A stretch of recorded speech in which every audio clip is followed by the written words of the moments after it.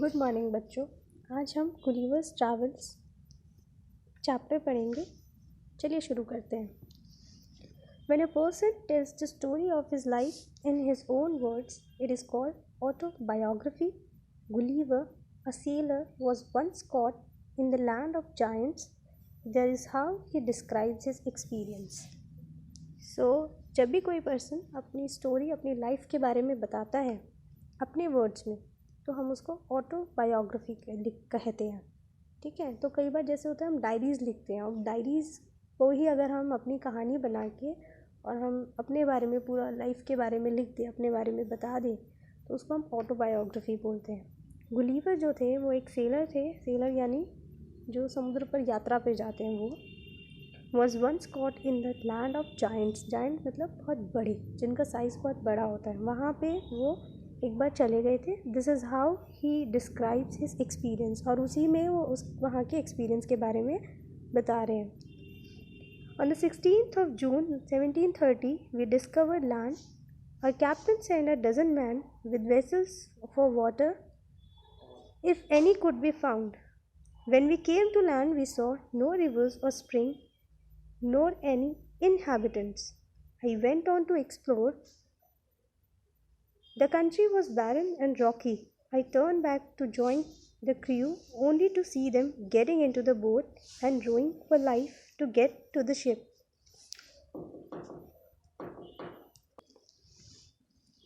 तो 16 जून को 1730 में डिस्कवर्ड मतलब खोज की गई एक लैंड की। Our captain sent a dozen man with vessels for water, मतलब बहुत सारे आदमियों को उन्होंने वेसल्स, यहाँ पे इनके लिए बोला गया है, बोट्स के लिए। ठीक है। If any could be found, तो ढूंढने के लिए। ठीक है। When we came to land we saw no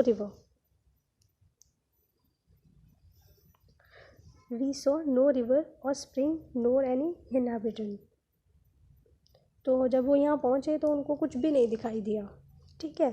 I went on to explore the country was barren and rocky. फिर वो और एक्सप्लोर करने के लिए गए। I turned back to join the crew, only to see them getting into the boat and rowing further for life to the ship. तो ship पर वो वापस जा रहे थे। ठीक है। तो वो वापस जाने के लिए हुए।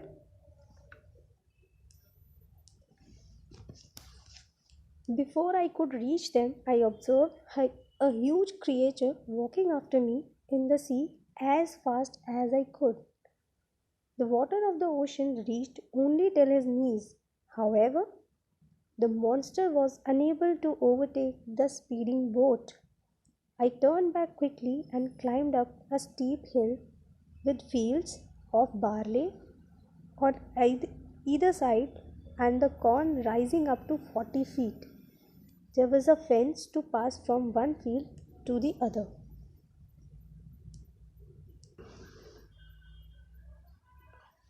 So, before I could reach them, I observed a huge creature. तो वो उन तक पहुंच पाता, अपने जो ये बोट है वहाँ तक पहुंच पाता। उसने ये देखा कि एक बहुत बड़ा क्रिएचर, बहुत बड़ा मतलब जीव जो था, walking after them in the sea, जो सी में इनके पीछे पीछे ऐसे जा रहा था। The water of the ocean reached only till his knees. तो घुटनों तक ही पानी आ पा रहा था उसका। ये ओशन था और उसके घुटनों तक ही पानी। ऑब्वियसली जब वो बहुत बड़ा है तो उसके पानी तो घुटनों तक ही आएगा। However the monster was unable to overtake the speeding boat. Monster जो था वो बोट की स्पीड को कैच करने में, मतलब बोट को पकड़ने में तो नहीं कामयाब हो पाया। पर मैं turned back quickly and climbed up a steep hill with fields of barley on either side and the corn rising up to 40 feet. तो वो एक छोटी सी ऐसे पहाड़ी थी, स्टीप थी। यहाँ पे एक जगह पे भुट्टे के पेड़ थे और एक जगह पे खेती हो रही थी कॉर्न की, और एक जगह पर बारले यानी जौ। बारले जो होता है हमारा जौ होती है, जौ को हम बारले बोलते हैं। ठीक है। और यहाँ पे कॉर्न, और वहाँ पे थोड़ा सा there was a fence to pass from one field to the other. एक फील्ड से दूसरी फील्ड में जाने के लिए फेंसिंग बनी हुई थी. फेंसिंग मतलब रास्ता, ऐसे बाड़ा लगा के ना वो बनाते हैं हम. जैसे पार्क में जाते हैं तो कई बार फेंसिंग लगा के, इधर भी बाड़ा लगा होता है, बाड़ा लगा रहता है और इधर भी, और बीच में रास्ता बना. तो एक फील्ड से दूसरी फील्ड में जाने के लिए रास्ता बना हुआ था. It was impossible for me to climb because every step was 6 feet high. I was trying to find a gap in the hedge when I discovered one of the inhabitants in the next field walking towards the fence.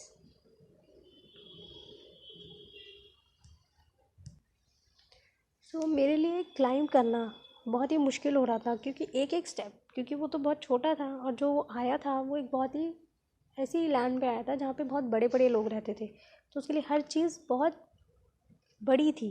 तो उसको एक एक step भी 6 feet का था. तो जैसे ही वो गैप में से जाने की भी कोशिश कर रहा था, वो जो फेंसिंग के बीच में से कई बार गैप्स होते हैं ना, ऐसे फेंसिंग लगी रहती है तो उसमें गैप्स, उसमें से जाने की कोशिश कर रहा था, तो उसने ये पाया, डिस्कवर्ड, अभी हमने बोलता ना पाया, ढूंढा, one of the inhabitants in the next field walking towards the fence. तो उसने ये देखा कि उनमें से एक इनहैबिटेंट यानी वहाँ का निवासी, इनहैबिटेंट निवासी, उसकी तरफ फेंस की तरफ यानी बाड़े की तरफ आ रहा था. He was of the same size as the creature chasing the boat. I was struck with utmost fear and astonishment and ran to hide myself. He called in a voice much louder than a trumpet. It sounded like thunder. 7 monsters like him came towards the field, ready to reap the corn.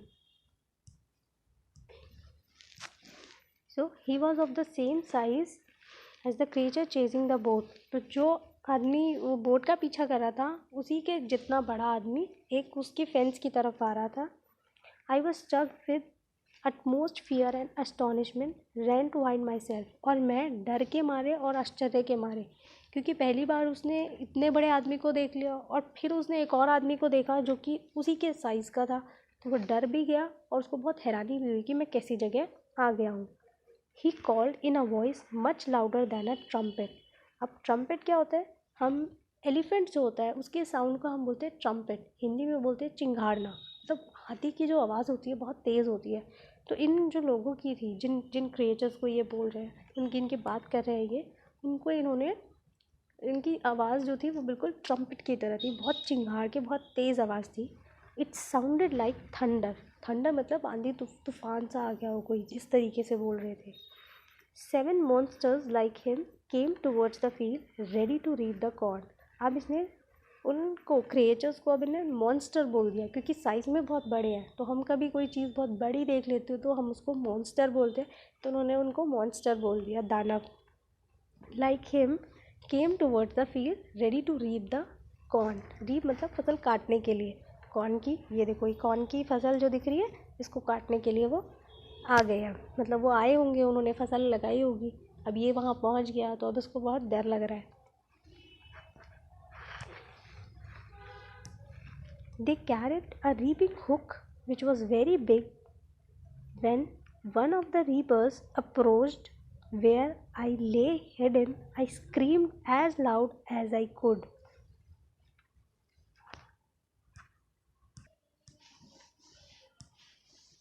They carried a reaping hook which was very big. तो उनके हाथ में ये reaping hook, जहाँ से वो फसल को काटते, वो थी उनके हाथ में.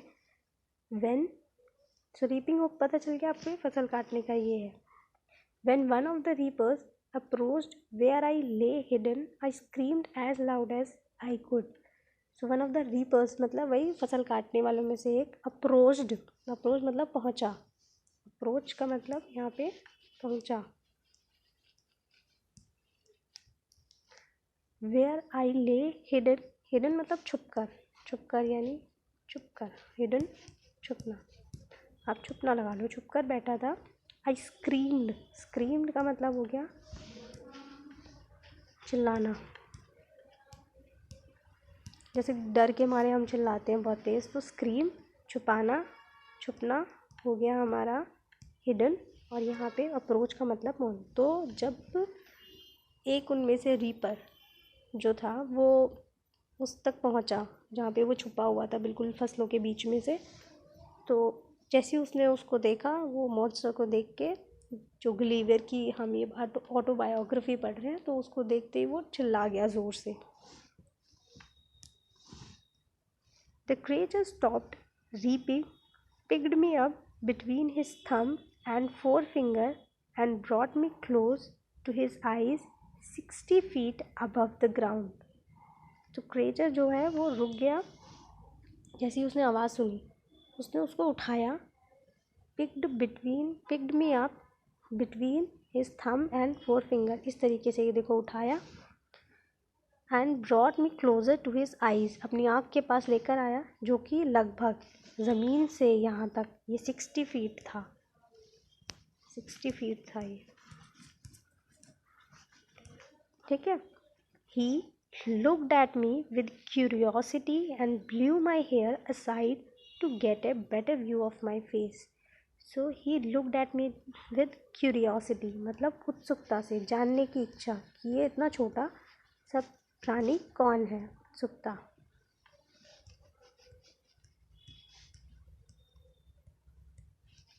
कितना छोटा सा ये जो है ये क्या है। तो उसने थोड़ी सी हवा भी मारी जैसे कि उसके फेस पे जो बाल थे वो हट जाएं और वो क्लियरली उसका फेस देख सके।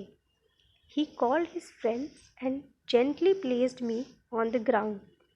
सो उसने अपने फ्रेंड्स को बुलाया, called his friends and gently placed me on the ground, बिल्कुल आराम से ग्राउंड पर रख दिया।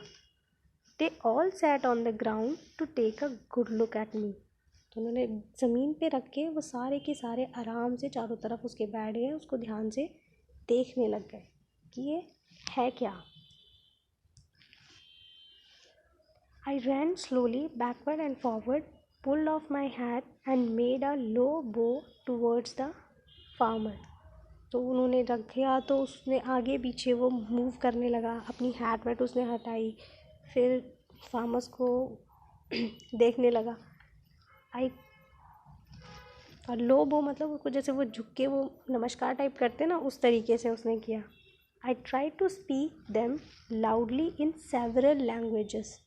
तो उसने उनसे बहुत सारी भाषाओं में बात करने की कोशिश की, जिससे कि उसको ये लगे कि कोई सी ऐसी भाषा हो जो उन्हें आती हो, जिससे कि वो उनकी बात समझ पाए और अपनी बात उनको कह पाए। Each time I did so the farmers who picked me up held ear very close to me but in vain. तो हर बार जब भी मैं कुछ बोलने की कोशिश करता था, तो जिस फार्मर ने उसको उठाया था ना, वो उसके बिल्कुल पास में अपना कान ले जाता था, बट इन वेन, वेन मतलब व्यर्थ यानी बेकार, व्यर्थ जाता था, वो बेकार ही होता था क्योंकि कुछ सुनाई नहीं दे पाता था। The farmer took me to his house and placed me at some distance on the dining table which was 30 feet high from the floor. तो उसने मुझे डाइनिंग टेबल पे रख दिया, इस तरह से डाइनिंग टेबल होती है ना, तो वहाँ एक जगह रख दिया, और ये जो डाइनिंग टेबल थी ये 30 feet हाई पर ऊंची थी, 30 feet। Dinner was brought for the farmer in a dish which was 10 feet in diameter. So the dinner was brought for the farmer in a dish which was 10 feet in diameter. So हमने diameter पढ़ा हुआ है, जैसे circle होता है, circle में बीच में centre होता है, ये होता है उसका रेडियस, और अगर रेडियस यहाँ से सर्कल को टच करते हुए और ये होता है सेंटर, ठीक है, इसको हम सेंटर बोल देते हैं। ये सेंटर सर्कल के एक हिस्से से दूसरे हिस्से को टच करते हुए लाइन जो कि सेंटर से पास हो, हम उसको बोलते हैं डायमीटर। यानी डायमीटर जो होता है वो रेडियस का डबल होता है, ठीक है। तो इतना बड़ा 10 feet 10 feet 10 feet की उसकी ये प्लेट थी, डिश थी, जिसमें कि उस फार्मर को खाना परोसा गया था। The farmer's wife crumbled some bread and placed it before me. तो फार्मर की जो वाइफ थी उसने कुछ ब्रेड्स का क्रम्बल मतलब चूरा कर दिया था। And placed it before me, तो मेरे सामने रख दिया, उसके सामने ब्रेड रख दी। In the middle of the dinner I heard a noise behind me. तो बीच में फिर एक हर्ड अ नॉइज, पीछे से एक आवाज़ आती है उसको। It was the purring of cat that was 10 times larger than an ox. तो एक कैट की आवाज़ थी जो कि एक ऑक्स से लगभग 10 गुना ज़्यादा बड़ी थी। The farmer's wife was stroking him. तो फार्मर की जो वाइफ थी उसको सहला रही थी प्यार से। Then entered the farmer's 1-year-old son in the arms of a lady.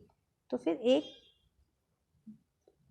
Farmer का 1 साल का एक बेटा आता है, एक लेडी के हाथ में। एक लेडी उस फार्मर के एक बच्चे को, 1 साल के बच्चे को लेके आती है। On seeing me the child grabbed me from the table and put my head into his mouth.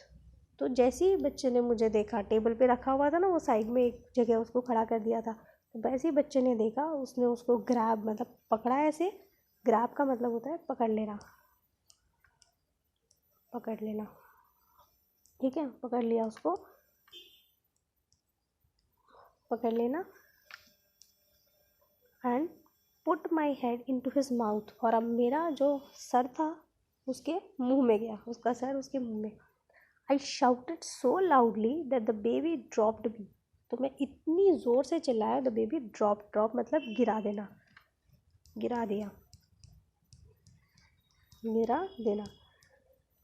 I would have broken my neck if the mother had not held her apron under मी। तो सो broken यानी टूटना, broke होता है broken टूटना। तो मेरी तो गर्दन ही टूट जाती अगर मदर ने एप्रन जो है, अपना एप्रन जो होता है उसको अगर नहीं लगाया होता उसको बचाने के लिए। Later she put me on her own bed and covered me with a clean white handkerchief. तो बाद में उन्होंने उसको उसके खुद के बेड पर सुला दिया। देखो तकिया कितना बड़ा है, पिलो, उस पर सुला दिया, और उसको कवर करने के लिए चादर तो बहुत बड़ी होती, तो इसलिए उन्होंने अपने एक वाइट कलर कोई क्लॉथ हैंकरचीफ था उससे उसको ढक दिया, चादर बना के उसको सुला दिया। I slept dreaming of my home, my wife and my children. और वो सो गया क्या, अपने घर के बारे में, अपनी वाइफ और अपने बच्चों के बारे में सोचते सोचते सो गया। This story is adapted from Jonathan Swift's Gulliver's travels. ये जो स्टोरी है वो जोनाथन स्विफ्ट की जो गुलिवर ट्रैवल्स है, तो उनमें उन्होंने बहुत सारी स्टोरीज़ लिखी है, तो उसमें से एक छोटा सा एक पार्ट उन्होंने यहाँ पे लिखा है। सो ये आपका चैप्टर हो गया। अब हम वर्कशीट कर लेते हैं।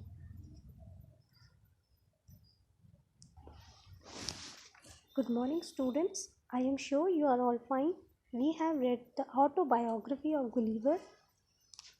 He has described his adventurous journey to the land of giants where he came across many giant things. So अभी हमने स्टोरी पढ़ी थी गुलिवर्स ट्रैवल की। उसी में हमने वो ऐसी जगह थी जहाँ पे बहुत बड़ी बड़ी चीज़ें थी, ठीक है, तो हम उसी से रिलेटेड ये वर्कशीट कर लेते हैं। Gulliver's Travel is an autobiography. Auto means self and biography means life story. So, an autobiography is the story written by a person about his life events. So, autobiography का मतलब होता है कि हम अपने जीवन के बारे में, आत्मकथा, जीवन के बारे में लिख रहे हैं। तो ऑटो का मीन्स अपना and biography means life story. तो हम अपनी लाइफ की स्टोरी लिख रहे हैं, ठीक है। So A, are you interested in writing an autobiography? Let's start with an activity all about me. Here you can write about yourself. So आपको इसमें अपने बारे में ही लिखना है। तो आप ऑटोबायोग्राफी बना रहे हैं जैसे ऑल अबाउट मी, तो आप ये किसी का कॉपी नहीं कर सकते, या आप अपना खुद ही लिखेंगे तो बहुत बेहतर होगा। जैसे आई वॉज बॉर्न ऑन, तो आप कब पैदा हुए थे, यहाँ पे आपको अपनी पूरी details, my name and my photo, अपनी फ़ोटो लगा सकते हैं, आप अपने बारे में लिखिए। माई फैमिली, इधर आप अपनी फैमिली के बारे में लिखिए, कौन कौन है आपकी फैमिली में। क्योंकि जब आप अपने बारे में बता रहे हैं तो आप अपने आसपास में आपके जो रिलेशन में ज़्यादा क्लोज है आप उनके बारे में लिखेंगे। My favourite sports and hobbies, आपकी फेवरेट स्पोर्ट्स एंड हॉबीज़ कौन कौन से हैं वो सारे लिखेंगे। आई एम स्पेशल बिकॉज, आप ऑटोबायोग्राफी लिख रहे हैं, अपने बारे में लिख रहे हैं, तो आप समथिंग कुछ भी ऐसा तो बताएंगे ही जो आपके बारे में स्पेशल हो, तो आप इसमें वो लिखेंगे। चलिए बी देखते हैं। Gulliver found the giant farmer's voice as loud as thunder. तो गुलिवर को जो थी, वो जो फार्मर जो था, उसकी जो वॉइस थी वो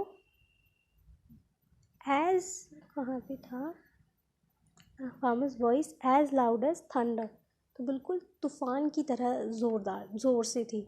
तो एज लाउड एज थंडर, तो यहाँ पे वॉइस को किसके साथ कंपेयर किया है, विशेषता वॉइस के किसके साथ कंपेयर किया है, थंडर के साथ, आंधी तूफान के साथ। ठीक है, तो यहाँ पे जब हम किसी चीज़ को, तो here loud adjective describes the word thunder noun. तो यहाँ पे आप देखेंगे कि जो थंडर जो है, जो कि एक नाउन है, इसको किससे कंपेयर किया है, इसकी क्या डिस्क्राइब, इसको कैसे डिस्क्राइब किया है, लाउड। तो थंडर जो था उसको डिस्क्राइब करने के लिए हमने लाउड, ज़ोर से। तो नाउन की जो विशेषता बताए, तो एडजेक्टिव्स क्या हो गए, एडजेक्टिव्स जो नाउन के बारे में बताए, नाउन को डिस्क्राइब करें, नाउन को describe, noun describing words, these are noun describing words. तो नाउन को जो डिस्क्राइब करे उसको हम बोलते हैं एडजेक्टिव। ठीक है, जैसे रेड रोज़, तो रोज़ एक नाउन है, उसको डिस्क्राइब किया रेड ने। ठीक है, वाइट टाइगर, सो टाइगर जो है, tiger is a noun and white जो है वो उसको डिस्क्राइब कर रहा है। ठीक है, तो उसी पे बेस्ड ये फिल इन द ब्लैंक्स है। Let's do it. सो पहले मैं पढ़ देती हूँ सारे। My hair is as soft as feather. तो फेदर क्या होता है, पंख। पंख की क्या विशेषता है कि वो क्या होते हैं, सॉफ्ट। ठीक है, ऐसे ही लायन है, स्नो है, लैम है, स्नेल है एंड चीता है।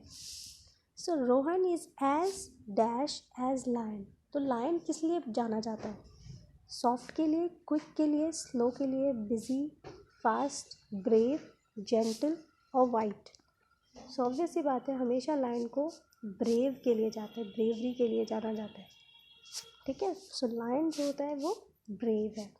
नेक्स्ट है snow, soft, quick, slow, busy, fast, brave, gentle, white. So her teeths are as dash as snow. तो स्नो की तरह क्या है, सॉफ्ट तो होगा नहीं क्योंकि सॉफ्ट तो फेदर है, तो स्नो क्या होती है, वाइट। सो वाइट, स्नो की क्वालिटी है, स्नो को डिस्क्राइब क्या करता है, वाइट। तो स्नो कैसी होती है, वाइट। लैम्प, चलो मानो कि आपको ये लैम्प नहीं पता अभी, हम स्नेल पर आते हैं। सबको पता है स्नेल बहुत स्लो चलता है, तो स्नेल हो गया एक नाउन और इसको डिस्क्राइब करेगा वर्ड क्या, स्लो। ठीक है, तो स्लो इज़ एन एडजेक्टिव। ठीक है, उसके बाद आते हैं हम चीता। चीता किस लिए जाना जाता है, दौड़ने के लिए, यानी fast. So Gurmeet runs as fast as a cheetah. ठीक है, Shubham walks as slow as a snail. और लास्ट में क्या बचा, my grandmother is as dash as a lamb. Lamb जो होता है वो हमेशा जेंटल, ठीक है, जेंटल के लिए कि बहुत ही दयालु, काइंड है। ठीक है, तो as gentle as lamb. So this is done. अभिभावकों के लिए सुझाव, बच्चों को बताइए कि मौलाना अब्दुल कलाम आज़ाद का जन्म 11 नवंबर को राष्ट्रीय शिक्षा दिवस के रूप में मनाया जाता है। वे हमारे देश के पहले शिक्षा मंत्री थे। बच्चों को यह भी बताइए कि शिक्षा कैसे हमारे उज्जवल भविष्य के लिए बहुत महत्वपूर्ण है। हमें पूरी मेहनत और लगन के साथ सीखने की कोशिश करनी चाहिए। 11 नवंबर को हम राष्ट्रीय शिक्षा दिवस, जो कि किसका जन्म दिवस है, डॉक्टर मौलाना अब्दुल कलाम आज़ाद का, वो हमारे देश के क्या थे, पहले शिक्षा मंत्री थे। उन्होंने शिक्षा पर बहुत काम किया था। तो आप इसके बारे में ढूंढेंगे और 5 लाइनें आप ज़रूर अपनी कॉपी में लिखेंगे और मुझे सेंड भी करेंगे यही। तो आपको शिक्षा बहुत ज़रूरी है, क्योंकि शिक्षा का एक माध्यम है जिसके थ्रू आप कुछ बन सकते हैं। ठीक है, तो शिक्षा आपको अपनी पढ़ाई पर बहुत ध्यान देना है, बहुत ही मन लगाकर आपको पढ़ना है। कोविड के संदर्भ में उचित व्यवहार संबंधित संदेश: 2 गज अथवा 6 फीट की शारीरिक दूरी का पालन करें, ये बहुत ज़रूरी है। सो आपकी वर्कशीट भी हो गई है। Thank you very much.